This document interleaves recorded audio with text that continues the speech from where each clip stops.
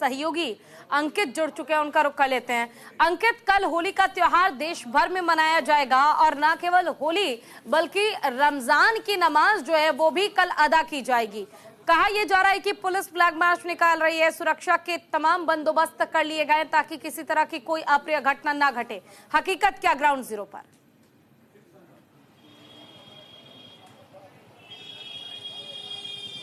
हकीकत भी यही है पूजा, क्योंकि जिस तरीके से योगी के शासन में कोई परिंदा भी पर नहीं मार सकता, और यही वजह है कि आप संभल में देखिए या किसी अन्य इलाकों में देखिए, सुरक्षा व्यवस्था चाक चौबंद रखी गई है। दोनों पार्टियों को बैठा करके सौहार्दपूर्ण तरीके से कैसे रमज़ान का त्यौहार हो या रमज़ान का पावन महीना चल रहा है तो उसमें नमाज 5 समय की अदा हो सके, इसका भी इंतज़ाम किया गया है। तो होली के कलर जो हैं वो इन इमारतों को न छुएं, किसी दूसरे धर्म की भावनाओं को आहत न किया जाए, इसलिए उनको ढक दिया गया है। क्योंकि संभल की जिस मस्जिद को लेकर विवाद है वहाँ पर रंगाई पुताई का काम भी होना है, तो ऐसे में दोनों तरफ से तैयारियां बहुत ही सौहार्दपूर्ण तरीके से की गई। और अगर संभल की बात करूं तो 15 से ज़्यादा कंपनियां यहां पर तैनात की गई हैं और उसके आगे पीएससी की जवानों की तैनाती है। तो आप मान कर चलिए कि 5 से 10 हज़ार से ज़्यादा जवान यहाँ संभल में डेरा जमाए हुए हैं। तो किसी भी प्रकार की कोई भी अप्रिय घटना की सोचना भी अपने आप में इस समय बेवकूफ़ी भरा ही होगा, क्योंकि यहाँ स्थिति इतनी अच्छी योगी सरकार ने कर रखी है। और मुझे लगता है सिर्फ न केवल इतने में,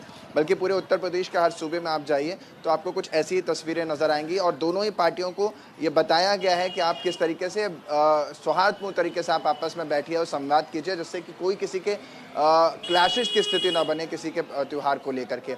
यहाँ की अगर बात करूँ तो अब से कुछ ही देर में यहाँ पर जैसा कि होली हर साल खेली जाती है वैसे ही होली खेली जाएगी और उसके बाद फिर कल पूरे देश में होली मनाई जाने वाली है।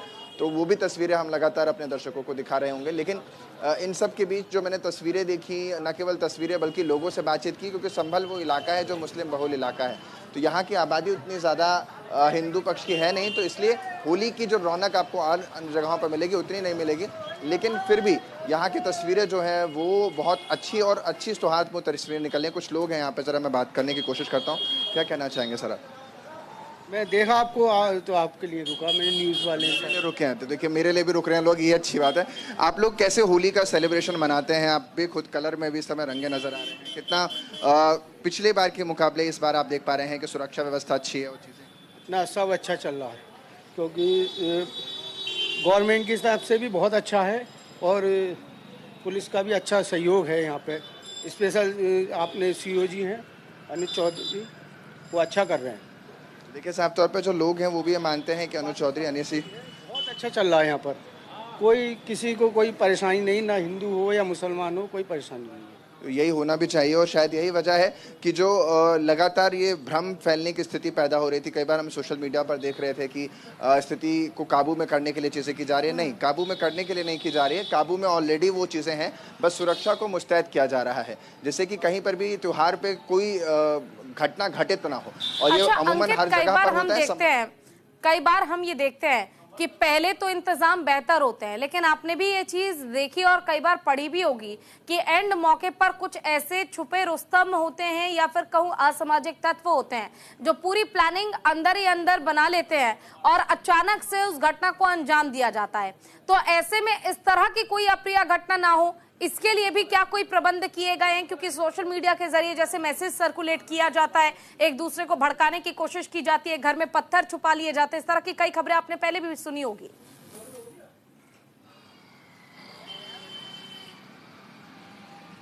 देखिए ये चीज़ें जो क्या हैं कि ये आप कुछ इसी तरीके से समझिए। आपने भी अभी कुछ दिन पहले आपकी मैं रिपोर्ट देख रहा था, वृंदावन आप गई थी, बरसाने आप गई थी।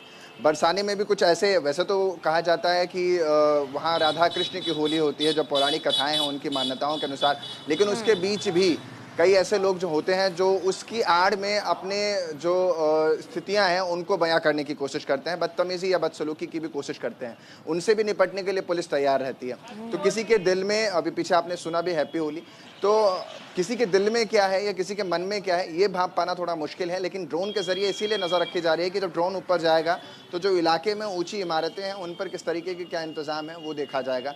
और आप खुद सोचिए, जहाँ पर पुलिस की इतनी भारी संख्या की तैनाती हो वहाँ भला कोई परिंदा भी पर मारने की सोच सकता है क्या?